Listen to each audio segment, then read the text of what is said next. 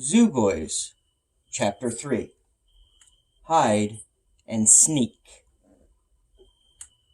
Meanwhile, while Dave, Johnny, and Quasi gathered supplies from the soggy, deflated raft, Jeremy and Ronnie were realizing they could finally stop running.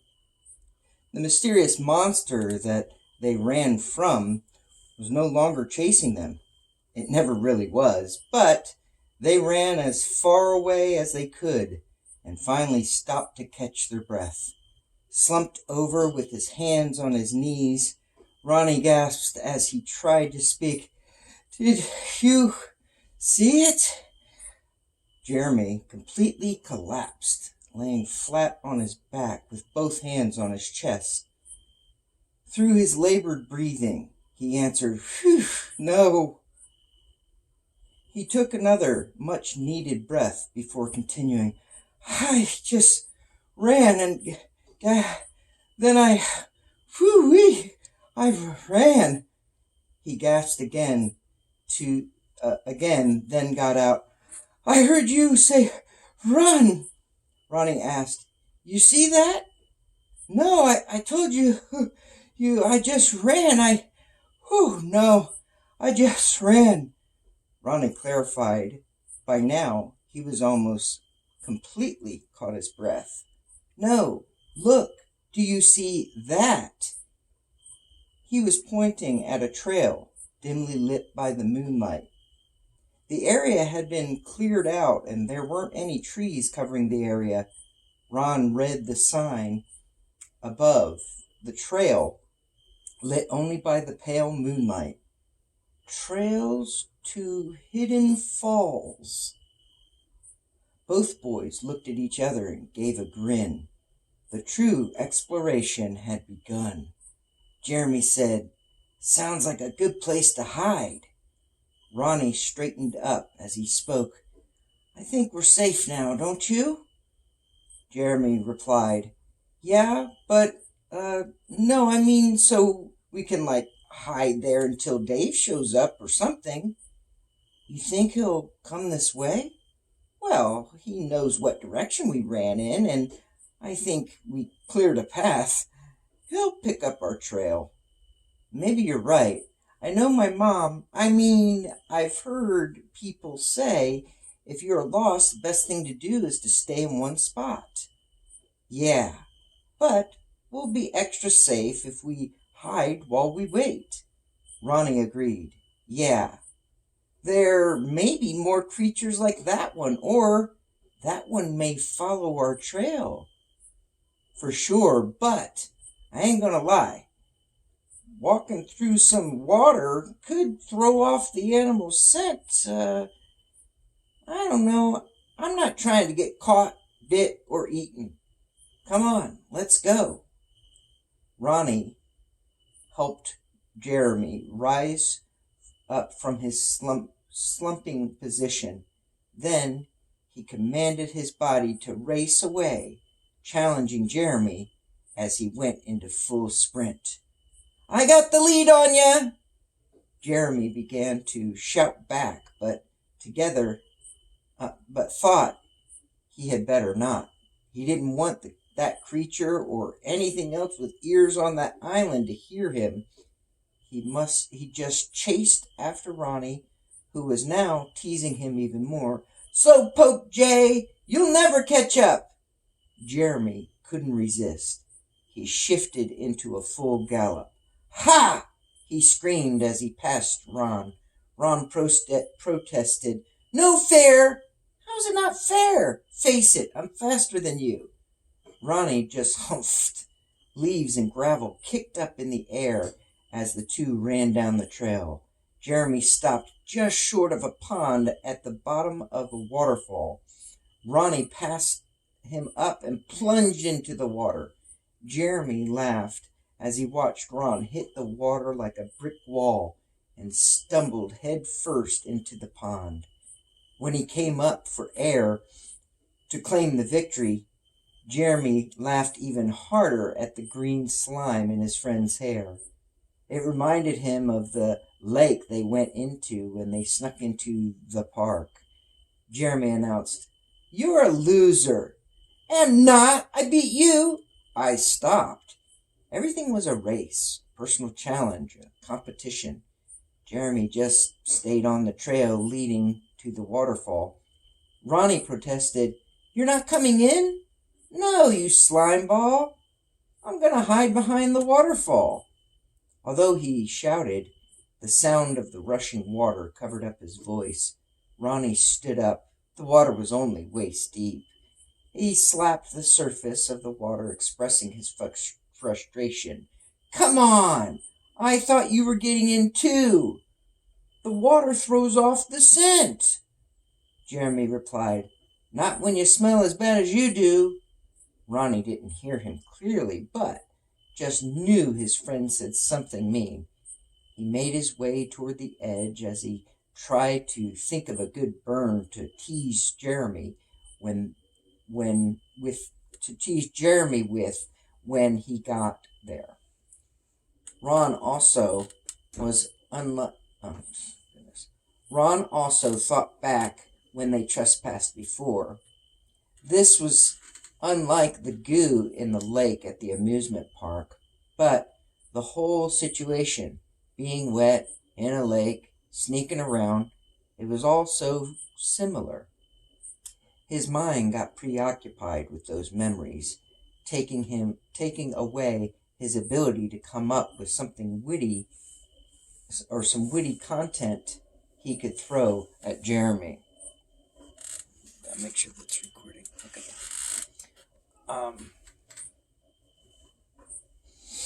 Ronnie was too afraid to go under the pressure of the waterfall.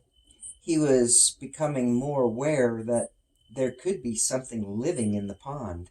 Just then, Jeremy heard Ron cry, "Ah! Something touched my leg!" Ronnie went into a fit, wailing over and over again, "Something touched my leg! Something touched my leg! Something touched my leg! Something touched my leg! Something touched my leg!" As he reached the edge, what he was chanting almost turned into a song. "Something touched my leg!" Jeremy laughed again as he watched his friend go into a wiggle dance. Ronnie's whole body squirmed as he got completely out of the pond. Even once he was safe, he still shuddered. Now, with past tense as the brief encounter with who knows what lingered. "Something touched my leg. Oh my god. Oh my god. Oh my god. Oh my god. Oh my god. Oh my god. Oh my god. That was nuts. Something touched my leg, dude. I'm telling you, bro. Something touched my leg. In there, dude. You know what I'm saying? You feeling me?" Jeremy knew something probably did brush up against Ronnie, but he enjoyed the taunting. "Yeah, sure," Ronnie persisted. "It did, man." They went back and forth for a while until Ronnie shoved his opponent against the back wall behind the waterfall. As Ronnie's back hit the artificial rock, Ronnie noticed a small red light just behind him. A light, and it's on. Jeremy turned around, still laughing at the sport of making Ronnie think he was less of a man than him. "Cool," Ronnie proclaimed. The red light reflected in his eyes. "There must be power on or something. Maybe a battery or something?" Jeremy touched the wall and looked for a hidden door as he whispered, "I think this is just an emergency light, but something is giving it power." This new fascination ended their fight and drove them to unite. Ronnie suggested again, "Maybe it's running on a battery." Jeremy's fingers did the work his eyes couldn't do in the darkness. His fingers found a rough seam, a crack. As Ronnie moved to the right of his buddy, he felt a breeze. His fingers tried to get a grip. Jeremy gave instruction. "Here, help me push right here. Right here." Jeremy grabbed Ronnie's hands and placed them on what he was sure to be a hidden door. The boys pushed together. and when they backed up to give a bigger push together, the door popped open. They both said in unison, "Whoa, cool."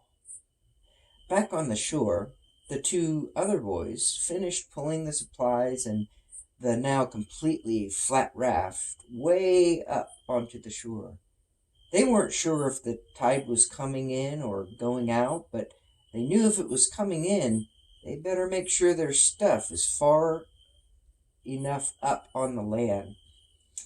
Quasi almost got in their way as he beckoned for more of their attention. John asked, "Dave, are we supposed to carry all of our backpacks and theirs?" Dave said, "I can handle it, but no. Let's make them come back and get theirs. But get the video camera out of Jeremy's bag, and Ronnie packed his dad's camera too. I think it's a GoPro. Grab it." John didn't really hear him. He wasn't fully paying attention. He asked, "How far do you think they ran?" Dave replied, "Pretty far. Probably pretty far." John asked, "Well, where do we start?" Dave replied, "Well, we know they ran that way. Let's look for signs." John turned on his flashlight. He knew the answer to his question, but he had hoped to give Dave the opportunity to feel in charge. John added, "I guess we can follow their footprints in the sand." Dave replied, "Of course, yeah, that's what I meant." Dave kept his thoughts to himself as he realized he had not thought specifically about footprints left in the sand. John shined his light down, revealing very distinctive footprints. They knew those were made by their friends because nobody else seemed to be on the island for a long stretch of time. John handed Dave another flashlight. Dave took the lead. John and Quasi followed. The deep indentation left in the sand led right up to the bushes. It was then they discovered that in the bush there was no longer footprints, but plenty of broken limbs and trampled weeds. They knew Ron and Jeremy had to have went that way. Once again, Dave stepped in first, then Johnny. Although Quasi followed them, he dropped back, leaving a little bit of distance between himself and the two boys. Nonetheless, he was right on their trail. John wished Quasi was in the lead. After all, Quasi was part dog. He knew search and rescue dogs had the ability to find people much better than any human. Quasi could most likely take them directly to their friends. He could also keep any danger at bay. This train of thought led John's mind onto its own little hunting exposition. Is Quasi afraid? Why is this intimidating monster trailing off behind us? John's mind then flashed back to the beach when Quasi was jumping on him like Dino from the Flintstones cartoon. "He almost licked me to death." John snickered and let out a soft chuckle. Dave turned, flashing the light in Johnny's eyes, and gave the command, "Shh!" He wanted to give an explanation, but thought it would be best not to. He was overcoming his fear and jumping on board with the excitement behind this exploration. Dave shined the light past John, and the beam made Quasi's eyes shimmer. Dave said, "Oh, cool. Check out his dragon eyes." John turned to look, but Dave turned back toward the trail ahead. John held onto the hope that if there was anything out there, maybe Quasi would leap into defending them. After getting through some very thick bush, Dave and John reached a clearing. They saw the path leading to the waterfall. They saw the pond. Across from all of that was a small amphitheater. Dave took off running. He shouted, "Come on, John! I'll beat you there!" Ron and Jeremy, still behind the waterfall, smirked at each other. They saw their friends bobbing flashlight beams. they discovered a fuse box hidden behind the fake rock wall. They were eager to find some type of secret passage, but perhaps this could be even better. Earlier, before Dave and John reached the spot, Ron and Jeremy were flipping every little small plastic switch in the box. They agreed to wait on flipping the large metal lever. They were confident that at just the right time, that big metal handle would crank on all the lights. They didn't truly know if it would work, but they had their fingers crossed. And in their minds, it was as if it had already happened. They dreamed of not only being able to see better, but John, and more importantly Dave, would commend them. They would be the heroes and for having found the source of power. Above all that, their main motivation was to give their friends a good scare. Dave made it to the stage of the amphitheater first. John wasn't too far behind. Dave jumped up onto the stage and continued to run into one of the stage-level side rooms. Connected to the stage were two small little huts, one on each side of the massive stage. They led right onto the stage, probably so the actors or zookeepers could make a grand entrance. John shined his flashlight over toward Quasi. The Komodo dragon head shimmered, and John's light made his eyes glow, just as they did for Dave earlier. Quasi snuck up the stairs into the room on the side using a little flat door. Cool. Looks like a doggy door. John pondered.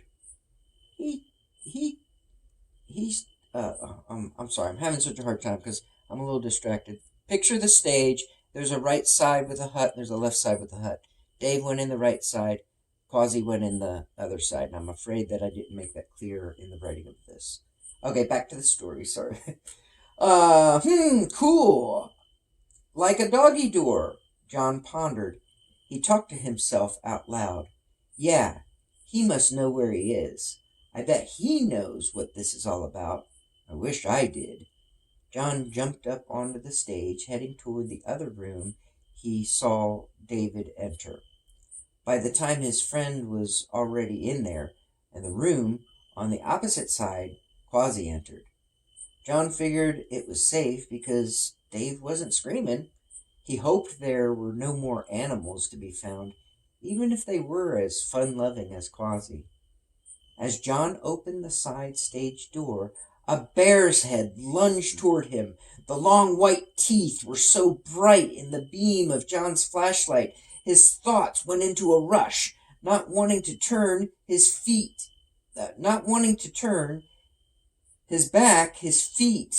quickly carried him backwards as the bear continued to approach him.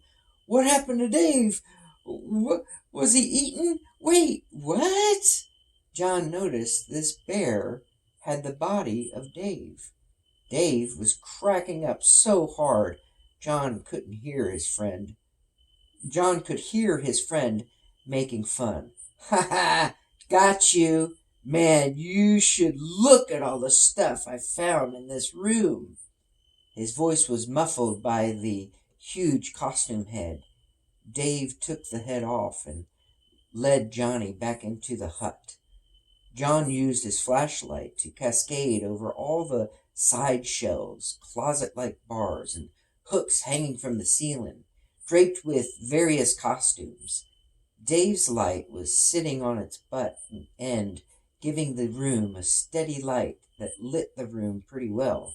John watched Dave quickly toss the bear head to the side, then grab a lion tamer outfit. He put on the dirty, forsaken vest and long coat-tailed jacket. Then there was even a hat. John handed him a whip and said, "Hey, here, this goes with that." John grabbed the whip and a small chair. "Yeah, and this too. Let's put on a show. I bet Jeremy and Ron are watching us from a distance. They've got to be somewhere in this area. John thought. They're probably hiding. Well, sure shooting, Ron and Jeremy were watching, peeking out from the side of the waterfall. Jeremy ran back toward the fuse box. Ronnie knew he was waiting for the perfect time to flip the main power switch. It took a lot of self-control to wait and see if that would crank on all the lights. Ronnie held up his pointer finger, indicating to wait a minute. He felt so in charge. He knew when he pointed at Jeremy, the switch would be thrown. Jeremy felt his body's electricity flowing through him. He took pride that he was the one actually giving power to the whole park. Ronnie watched as Dave's shadow went out to the center stage in the darkness. Ronnie could see well enough to recognize that Dave was dressed in the lion tamer's outfit, whip and chair in his hand, until Johnny shined his light from the side stage door. Dave cleared his throat and announced, "Ladies and gentlemen, we welcome you to the biggest show on earth. We're going to entertain you with a wild animal.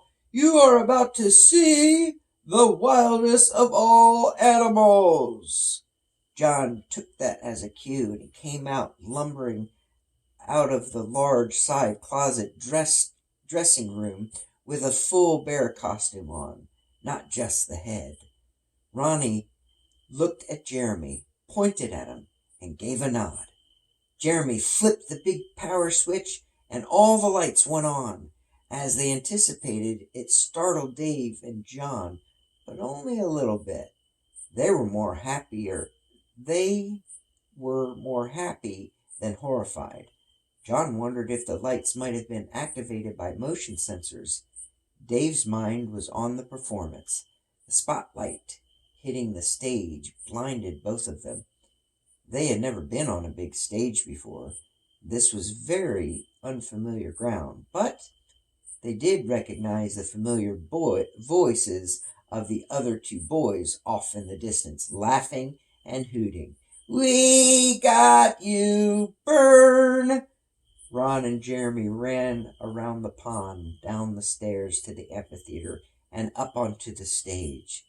Although he was close now, Ronnie couldn't control the volume of his voice. "You guys didn't fool us at all!" He pointed at the fake bear. "Johnny!" He pointed at the lion tamer. "Dave!" Jeremy joined. "Yeah, we could tell that was a fake bear head. We even saw you trying to scare Johnny with just the bear head on." "What? John, did you think Dave was half bear, half human?" Ronnie continued. "Yeah, that would be weird, not even believable. That wouldn't scare me even a little bit." Jeremy agreed. "Totally unbelievable. Not even possible to be half of one thing and half of another."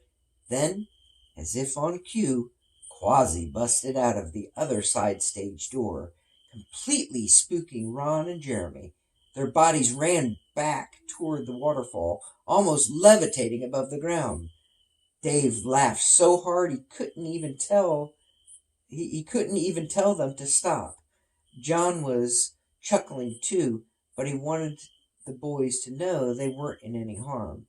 This creature is extremely friendly, but it was a kind of funny how they reacted to it, just like before. This time, the other two got more than a glimpse of the half-dog, half-Komodo dragon. The stage lights completely revealed the beast. There was no denying what it was, although it was a mixed-up monster seen by no one but Dave and John. John and Dave knew how absolutely crazy it was when they saw him for the first time. Johnny couldn't wait to tell them how he came up with the name. David dropped his whip and chair, cupped his hands around his mouth, and yelled for the boys, "Guys, come back! Come back!" He was laughing so hard, it was hard for him. It was far too difficult for him to call their names. Johnny remembered there was a bullhorn in the side closet, along with all the outfits and props left behind. He went and grabbed it. When he pulled the trigger, what sounded like police sirens went off. Oops! Then, that just made them run away further. He turned the bullhorn sideways, flipping the switch to voice, and yelled into it, "Sorry, it's okay, guys. Come on back. Jeremy, Ronnie, he's friendly." Dave picked the whip and chair back up just so he could throw it down while he scolded Johnny. "Dude, why did you tell them?" Then he took off his hat and threw it to the ground, too. As he peeled off the vest and coat, he ranted, "You ruined my prank. Ruined it. I wanted Quasi to jump on them and lick them all over like he did to us. And you suck, Johnny." John was bothered that he upset Dave. He didn't think that there was anything wrong with what he did. The other two boys eventually and very slowly returned to the stage. One of them had a big stick, as if that was going to help protect him. They watched as Dave patted the pet on its giant lizard-like head, then crouched down to pet its body of fur. Jeremy and Ron always admired how brave Dave was. This gesture just elevated their confidence in him even more. They always wanted to be more like him. John asked, "Hey, did you guys turn on the lights?" They were way too fixated on the monster to answer.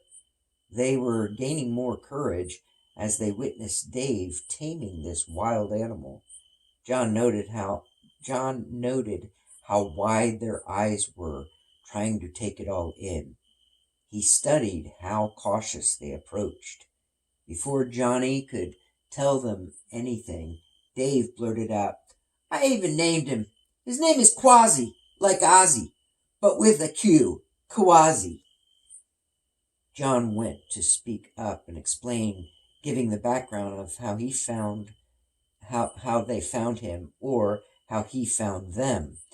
Mostly, John wanted to tell them how he came up with the name, but Dave beat him to it. Dave was making it sound like he himself rescued John. Dave was claiming that he, Almighty Dave, tamed it. The other two were coming to believe that Dave came up with the name. John thought to himself, "Hey, wait. This thing found them. This thing found us. He was already tamed to begin with, and I came up with the name, not Dave." Outweighing all those facts was the feeling he felt. I'm having such trouble reading, I'm sorry. Outweighing all those facts was the feelings he still felt from when Dave scolded him. John's own mind was adding even more harmful things than what Dave had originally actually said. Distorted, downright out of focus, and misdirected thoughts began to beat John up from within. In his own mind, he heard Dave's voice saying, "Stupid John, you ruined my joke. You always screw up everything. You'll never fit in with us. You'll never fit in anywhere. You'll never be close friends with anybody." Dave's twisted shout echoed in John's head. Ron and Jeremy were still making their cautious approach. Ron asked, Aw, can we pet it?" Dave answered, boastfully giving permission and yet still trying to scare them just a little more. "Well, okay, but you gotta get close and be very careful. Watch out for his teeth. He stomped the floor to emphasize that last word. John remained quiet and thought, dumb David, it has no teeth. But then he realized teasing can just be fun. It didn't matter who came up with the name. At the same time, John was still working up the courage to say something, anything, out loud. He managed to join in by giving a false but believable warning. Yeah, don't get its saliva on you, it burns. Don't let its drool touch your skin. He tried to hide his smirk. Dave gave John an approving look that helped elevate his confidence. They both knew it was impossible to avoid getting the lizard slime on you. Quasi was a slobber box. As Jeremy reached out his hand toward Quasi, Dave stomped the floor again as he gave a shout. Arrgh! Jeremy jumped straight up into the air like a cat would react, while Ronnie jumped up and backwards about 4 feet, landing on his butt. John gave another growl and momentarily laughed out loud, then stifled himself, looking at Dave to see if it was okay. Dave wasn't looking at John. He was too busy laughing. John went back to laughing and added, "You guys were freaked out." Pointing his finger at them, Dave commented, "Hey, yeah, we weren't scared at all when we first met him. Well, Johnny was, but that's 'cause he's a puss, a puppy." Then he addressed John directly. "You'll be a dog soon enough, J-boy." Johnny gave a nervous laugh as the other 2 boys listened to Dave tell them how he fought the dragon and saved Johnny from being eaten alive. John threw the bear head back into the side stage room. Dave spewed, "Hey, I wanted to see that." John thought, "I can't do anything right." Then Dave called him a punk. John snapped and said, "No, I'm no punk, you puss." Dave spoke slowly. "What'd you call me?" John really stood up for himself and continued, "I called you a puss." He felt his adrenaline surge as his fist clenched at his side. Dave smiled and said, "Good. Stand up for yourself for a change, Jay." Then Dave addressed Ron and Jeremy, who were still close enough to touch the strange new species. They weren't close enough yet. They listened as Dave proclaimed, "I call John J from now on. J for genius." John smirked. The other 2 heard him. However, they weren't really listening. They were too petrified with fear. Ron whispered, What is it?"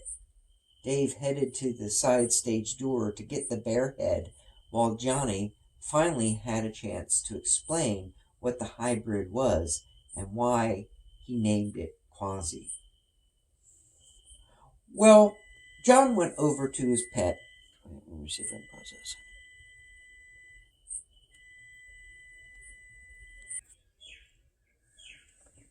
John went over and pet him to help encourage them to see for themselves the different textures of the skin and the fur.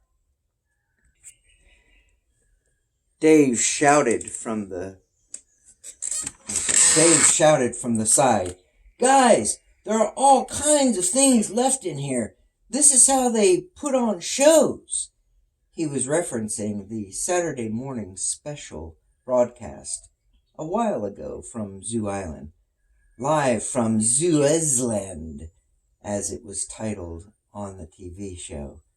Dave looked for the most realistic costume he could find and thought, I can still fool them. The other 3 were now enthralled with Quasi as the animal gave them his full attention, and they gave him theirs.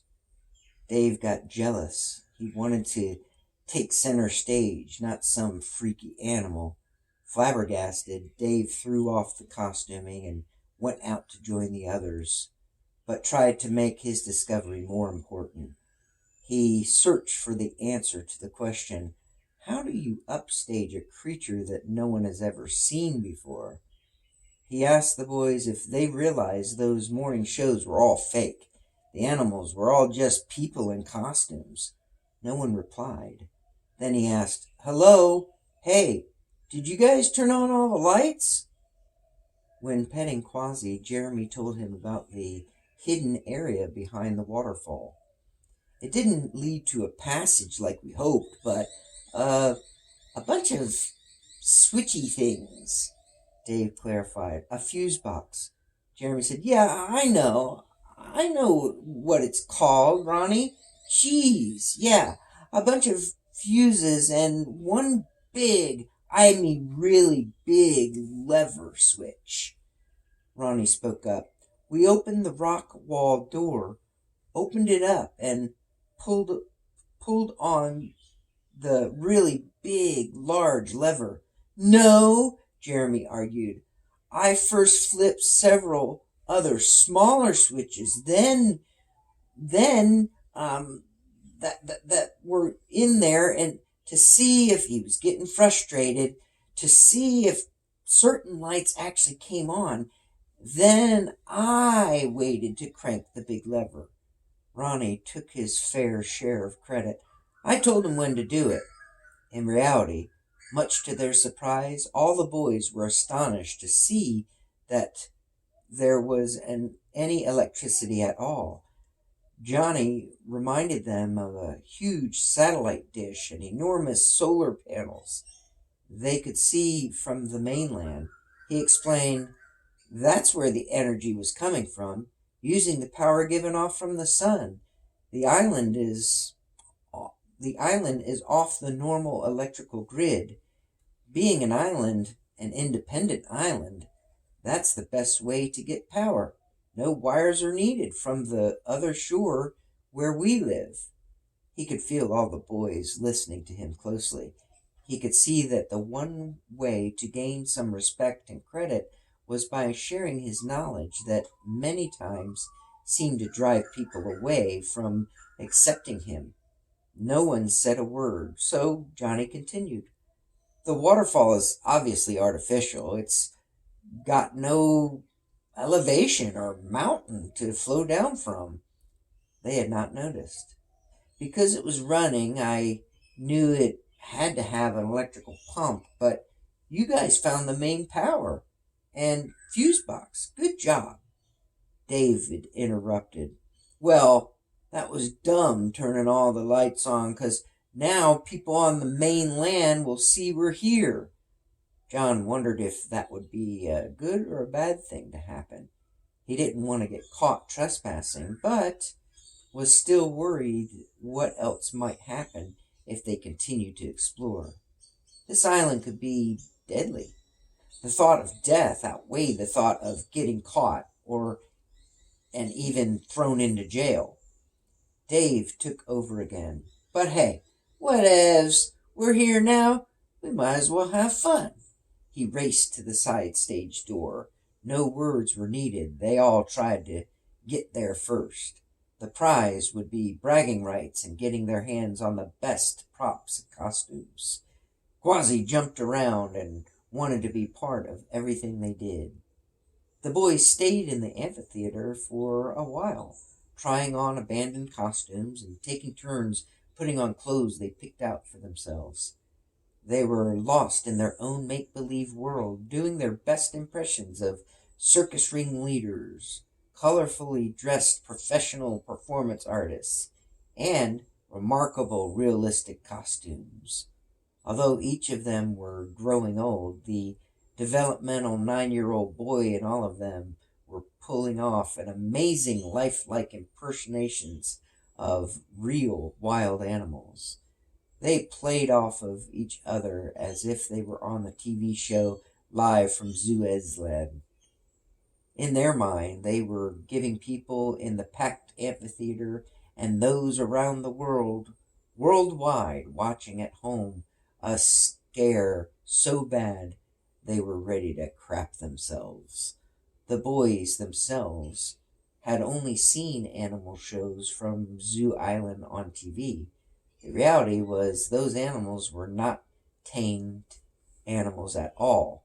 They were just actors in these convincingly lifelike costumes. Now, they were the ones to behold and marvel.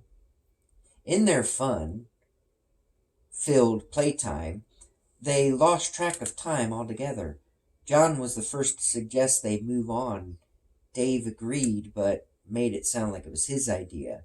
Ronnie asked, "You think that dinosaur is fake, too?" The boys looked up at the direction that Ronnie was pointing to.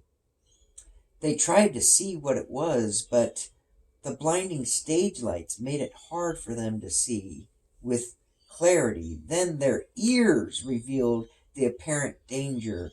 Hearing a loud curry, kerplash, they dropped everything and ran back into the dressing room.